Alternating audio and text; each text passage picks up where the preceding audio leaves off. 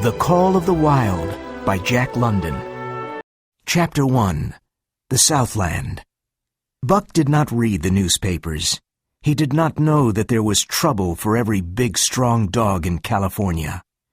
Men found a yellow metal called gold in the Klondike. They needed big, strong dogs with furry coats to work in the north.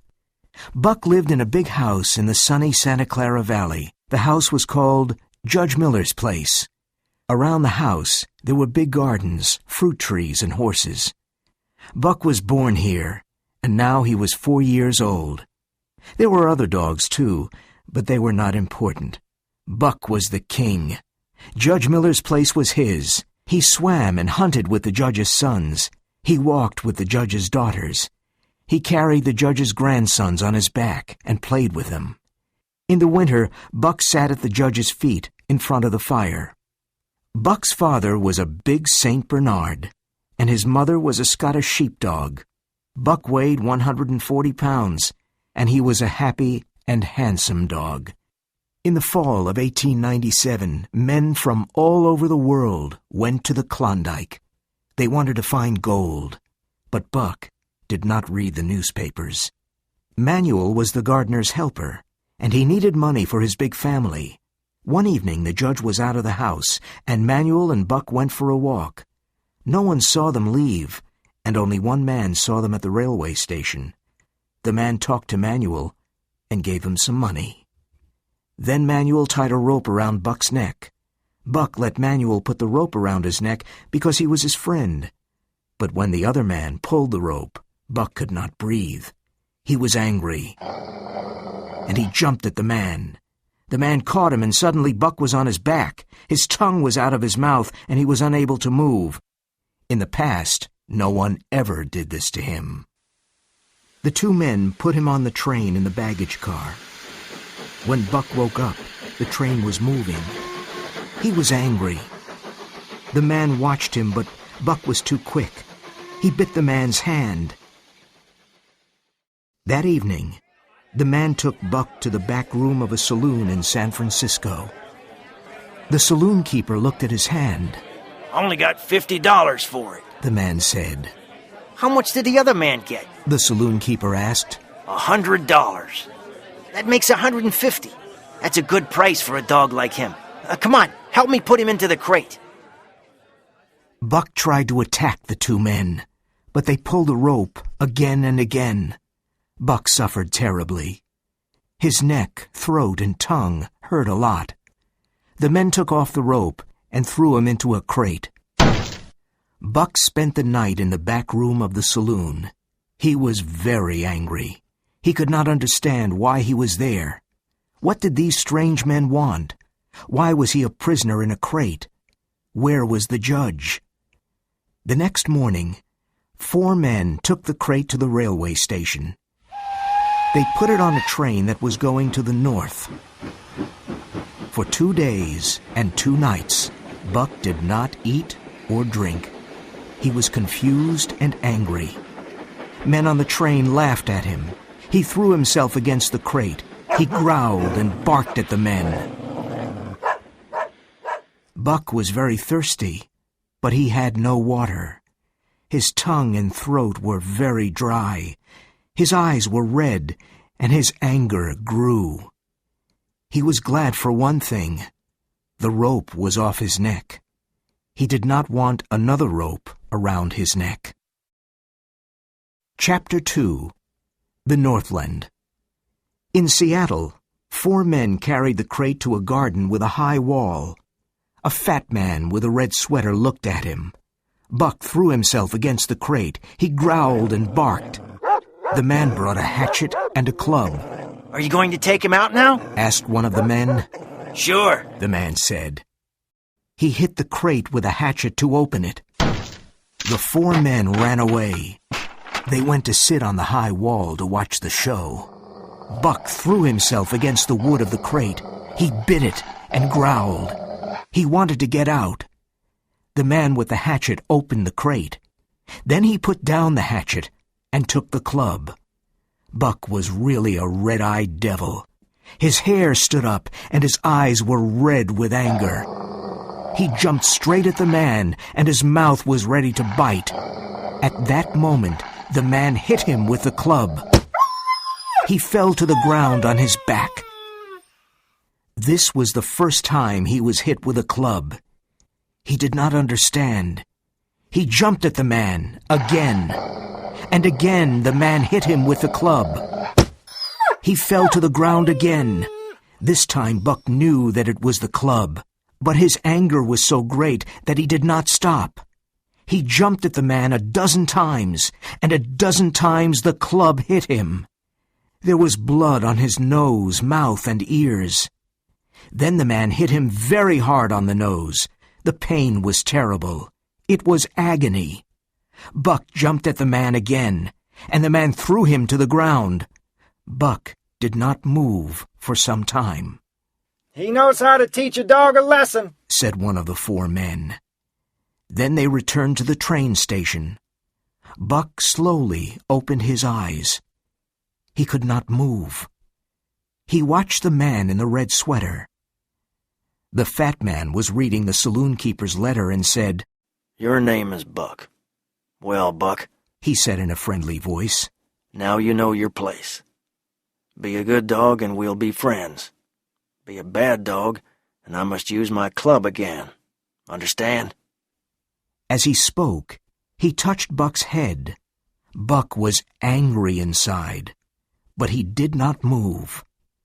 When the man brought him water and meat, Buck drank and ate. He learned that a man with a club was stronger than him. He never forgot it. Life was now fiercer. Each day, other dogs came. The man in the red sweater hit many dogs. Buck understood that a dog must obey a man with a club. He was a master. One dog did not obey, and he was killed. Men often came to talk to the man in the red sweater. When they paid money, the men took one or more of the dogs. Those dogs never came back. Where did they go? Buck thought. He was afraid of the future. One day, a short man came to look at Buck. The man spoke bad English. "That's a strong dog. How much?" $300, said the man in the red sweater. "And it's a gift at that price." Perrault smiled. The price of dogs was high at that time. Perrault knew dogs, and he knew Buck was an excellent dog. Buck saw money pass between the 2 men. He was not surprised when he and a Newfoundland dog called Curly were taken away by the small man. He took them to a ship called the Narwhal. From the ship, he and Curly looked back at Seattle. It was the last time they saw the warm Southland. Perrault took Buck and Curly to Francois. Perrault was a French-Canadian, but Francois was half Indian and had very dark skin. Buck did not like these men, but he respected them. He learned that Perrault and Francois were calm and fair. They knew everything about dogs. There were 2 other dogs on the ship. One was a big white dog called Spitz. He seemed friendly, but he was not honest. He smiled when he tried to take Buck's food. Francois was fast and hit Spitz. From this moment, Buck began to like him. The other dog was called Dave. He was unfriendly and always wanted to be alone. Dave ate and slept and was interested in nothing. Day and night the ship sailed. Every day was the same, but Buck noticed that the weather was colder. Finally, one morning the Narwhal's engine stopped. Buck and the other dogs were excited. Something was happening. Francois leashed the dogs and took them outside. At the first step, Buck's feet went down into something white and soft. He jumped back. More of this white stuff was falling from the sky and fell on Buck. He shook himself, but more fell on him. He smelled it curiously, then tasted some on his tongue. it was like fire, and the next moment it disappeared. This confused him. He tried it again, with the same result. People looked at him and laughed. It was his first snow. Chapter 3. The Law of Club and Fang. Buck's first day at Dyea Beach was terrible. What a change from his comfortable, happy life with the judge in the sunny Southland. Here, there was no peace or rest. There was only confusion and noise. There was danger everywhere, because these dogs and men were not city dogs and men. They only knew the law of club and fang. Buck never saw dogs like these. They fought like wolves. He learned this by watching Curly. She wanted to make friends with a husky. The husky jumped on Curly, and he tore her face from eye to mouth. Wolves and huskies fight like this. They attack and then jump away. But this fight was not finished. 30 or 40 huskies came and made a circle around the fight. Curly attacked her enemy, but the husky bit her again. She fell to the ground and never stood up again. The other huskies moved in, and suddenly she was under them. Buck saw Spitz run away with his red tongue out of his mouth. He was laughing. Curly was dead in the snow. Her body was almost in pieces. Buck often saw this scene in his dreams. He understood that when a dog was injured, that was the end. Spitz laughed again, and from that moment, Buck hated him. Soon Buck had another surprise. Francois put a harness on him. Buck remembered the harnesses on horses at home. So now he must work like a horse. He must pull the sled to the forest to get firewood. He was offended, but he decided to work and do his best. He worked with Spitz and Dave and learned a lot from them. He learned to stop when Francois said, Ho! and to go when he said, Mush! Those three are very good dogs, Francois told Perrault. Buck pulls well and learns quickly.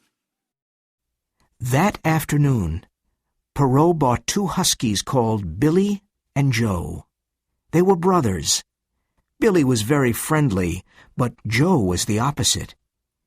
In the evening, Perrault bought another dog called Solex. He was an old husky with only one eye. He made no friends and wanted to be alone. That night, Buck had another problem. Where could he sleep? Francois and Perrault were in their tent. When Buck tried to enter, they shouted angrily at him. It was terribly cold and windy outside. He tried to sleep in the snow, but it was too cold. Buck walked sadly around the tent. He looked for the other dogs, but he could not find them. Where were they? Buck was very cold and unhappy. He did not know what to do. Suddenly, he fell into a hole. He felt something move, and then heard a friendly bark. Under the snow, in the warm hole, he saw Billy. Billy licked Buck's face with his warm, wet tongue. Another lesson. So that was how the dog slept. Buck chose a place and made a hole. In a minute, he was warm and asleep. He slept well, but had bad dreams. The noises of the camp woke him up the next morning. What did I say? Francois shouted to Perrault. That Buck learns quickly. Perrault smiled. He was a courier for the Canadian government. He transported important documents, and he needed the best dogs. He bought 3 dogs that morning. Now there were 9 dogs in a harness, and they were going up the Dyea Canyon. The work was hard, but Buck liked it. He was surprised that Dave and Solex were not bored now. Pulling in a harness was their job, and they were happy. All the dogs were alert and active. Billy was the sled dog. He was nearest to the sled. Dave was in front of him. Then there was Buck. In front of them were the other dogs. Spitz was the leader in front. Dave and Solex were Buck's teachers. When Buck pulled the wrong way, Dave always bit his leg lightly. Buck learned quickly. It was a hard journey up the canyon, through sheep camp, and into the mountains. That night, they camped at Lake Bennett. Thousands of gold miners were there. Buck made his hole in the snow and slept well. Very early the next morning, Buck and his team started pulling the sled again. That day, they traveled 40 miles on a good trail. But the next day, there was no trail. The dogs worked harder, and they traveled slowly. Perrault usually went in front of the dogs. With his snowshoes, he made the snow flat. Francois guided the sled from behind. Perrault was in a hurry. He knew all about ice, and this was very important. In the fall, the ice was very thin. Day after day, Buck worked hard and pulled the sled. The dogs started before it was light and stopped in the evening after dark. They ate a piece of fish and went to sleep. Buck was always hungry. Every day he ate 1.5 pounds of fish, but it was never enough. One day he saw another dog called Pike steal meat from Perrault. Buck did the same the next day, and no one saw him. Buck was learning to live in the hostile Northland. In the Southland, he never stole, but he was never hungry. In the Southland, there was the law of love and friendship. The man with the red sweater taught him the law of club and fang. He learned to eat all kinds of food.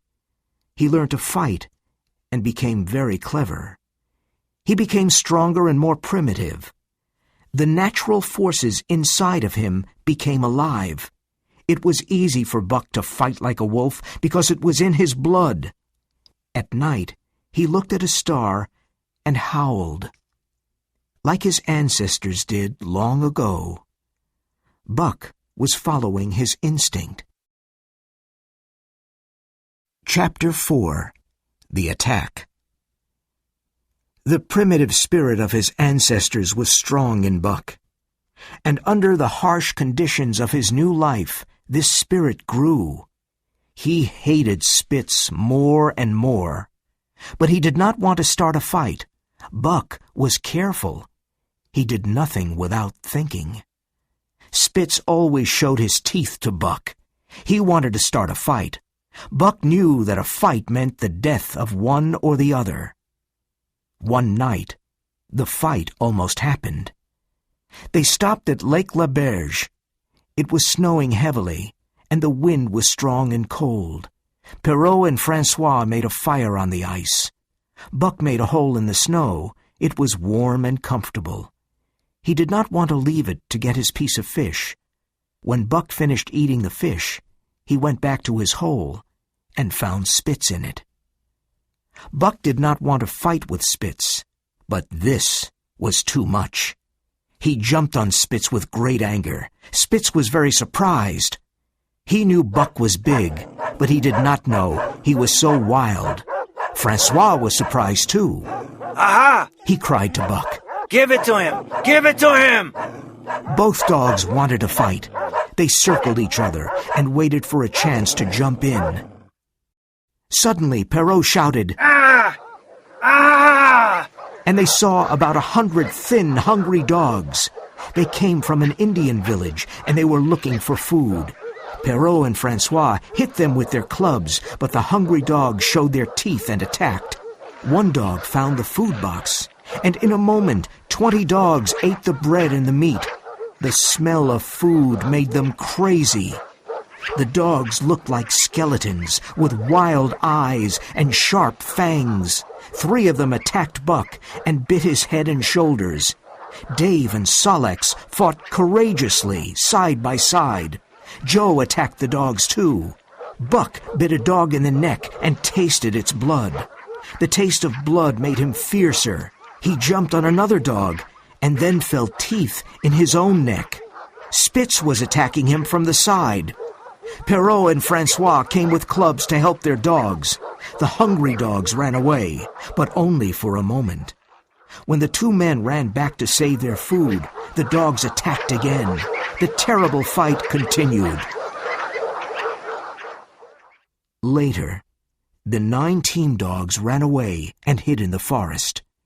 They passed the night there. Each dog was hurt in 4 or 5 places, and Joe lost his eye. Early the next morning, they slowly walked back to camp. Perrault and Francois were angry. Half their food was gone, and one dog ate Perrault's shoe. Francois looked at the poor dogs and said, "Ah, my friends, perhaps those bites will make you crazy dogs. What do you think, Perrault?" Perrault said nothing. There were 400 miles between him and Dawson. He hoped his dogs were not crazy. After 2 hours of hard work, the team started traveling. The next part of the trail was the most difficult. The 30-mile river was not frozen because the water moved too quickly. It took 6 days to travel those terrible 30 miles. They were terrible because every step was dangerous for the dogs and the men. They found 12 ice bridges across the river, and Perrault fell through all of them. His long stick saved him. The temperature was 50 degrees Fahrenheit below zero. Each time Perrault fell into the icy water, he built a fire to dry and warm himself. Perrault was not afraid of anything. This is why he was a government courier. He was often in danger. Once, the sled with Buck and Dave fell through the ice. When Perrault and Francois pulled them out of the river, they were covered with ice. The men built a fire to save the dogs. When they arrived in Hotolenqua, Buck and the other dogs were exhausted. However, they were late, and Perrault made them run faster. In 3 days they traveled 110 miles and reached a place called 5 Fingers. Buck's feet were not as hard as the feet of the Huskies. His feet were still soft because of his comfortable life with the judge. His feet hurt a lot all day. That night at the camp, he lay down like a dead dog. He was hungry, but he could not walk to get his fish. So Francois brought it to him. Every evening after dinner, Francois massaged Buck's feet for half an hour. He made 4 little shoes for Buck. Now Buck was more comfortable. One morning Francois forgot the shoes, and Buck lay on his back with his feet in the air. He did not want to move without his shoes. Later his feet grew hard, and the shoes were not necessary. Chapter 5. The Big Fight. At Pelly River one morning, Dolly suddenly went crazy. She howled like a wolf, and then jumped at Buck. Buck knew this was something terrible and ran away. Dolly was behind him. Buck was afraid. He ran as fast as he could through the woods, across the ice, and back to the river. Dolly was 1 step behind him. Buck could hear her growling angrily. "Buck! Buck!" Francois called. Francois can save me, Buck thought, and ran to him. Francois had an axe ready in his hand. As Buck ran past him, the axe fell down on Dolly's head.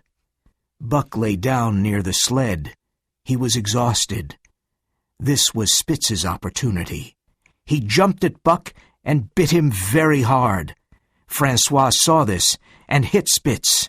"That Spitz is a devil," said Perrault. "Someday he will kill Buck. Buck is like 2 devils. I know this for sure. Someday Buck will get very angry and eat up Spitz," Francois said. From then on, it was war between Spitz and Buck. Spitz was the lead dog and master of the team. Buck wanted to be the lead dog. It was part of his nature. Spitz knew this and hated him. Buck was dangerous because he was strong, clever, and patient. When the dogs made mistakes, Buck protected them from Spitz. One morning, Pike did not want to get up, and Spitz looked for him everywhere. When he found Pike, he jumped at him, but Buck suddenly attacked Spitz. Francois whipped Buck with all his strength. This did not stop Buck. Francois whipped him again and again. The other dogs saw this, and it became difficult for Spitz to lead them. Day after day, Buck protected the other dogs from Spitz. Buck did it secretly when Francois was not looking. Things began to change on the team. The dogs did not respect or obey Spitz. The team became worse. There was always more trouble, and Buck was responsible for it. Francois was worried about Buck and Spitz. Those dogs will have a big fight one day, he thought. But the days passed without a big fight. They arrived in Dawson City on a cold, gray afternoon. There were many men and dogs in Dawson. The dogs did all kinds of work. Buck met some Southland dogs, but most of the dogs were huskies. At night, there was the aurora borealis, and the stars danced in the sky. Every night at 9 o'clock, at 12, and at 3, all the dogs howled together. Buck liked to howl with them. It was a strange song of the night from thousands of years ago. It was the song of Buck's ancestors. It was about the difficulties of life. They left Dawson after 7 days. Perrault had some important letters. He wanted to return to Dyea as fast as possible. The dogs were rested and in good condition. On the first day they traveled 50 miles, and on the second day they were on the Yukon River near Pelly. Francois had many problems with the team. The dogs did not work well together. Buck and Spitz hated each other. The other dogs did not respect Spitz. They were not afraid of him anymore. Francois often stopped the sled because the dogs were fighting. Francois knew that Buck caused the trouble. But Buck was very clever, and Francois never saw him. Buck worked hard, and he loved pulling the sled. One night after dinner, Dub found a snow rabbit. In a moment, all the dogs were running after it. Nearby, there was a camp of the Northwest Police with 50 dogs. The 50 dogs started running after the rabbit, too. The rabbit ran quickly on the soft snow, but it was more difficult for the dogs. Buck led the pack of 60 dogs, and he was very happy. He was hunting his food, and he felt alive. His splendid body moved forward in the white moonlight. In the end, Spitz caught the rabbit. He broke its back with his teeth and threw it in the air. Buck attacked Spitz. The dogs fell in the snow. Spitz bit Buck twice and then jumped away. He watched Buck carefully. Buck knew this was the big fight. Either he or Spitz must die. Their ears went back, and they growled angrily. They watched each other carefully, and they circled slowly. The night was silent, and everything was white in the moonlight. The other dogs ate the rabbit, and then turned to watch the fight. Spitz was a great fighter, and he was intelligent. Buck tried to bite his throat, but Spitz always defended himself. Every time Buck attacked, Spitz moved away and bit him on the side. Soon Buck was covered with blood. The fight was desperate. But Buck had a good imagination. He fought with his instinct, but also with his head. Buck attacked again. But at the last minute, he went under Spitz and bit his left leg. The bone broke, and Spitz stood on 3 legs. Buck attacked 3 more times and then broke his right leg. There was no hope for Spitz now. The silent circle of dogs moved closer to Spitz. They waited for the end. Then Buck attacked again. Spitz fell down on the snow. He disappeared under the circle of the other dogs. Buck stood and watched. He was the champion.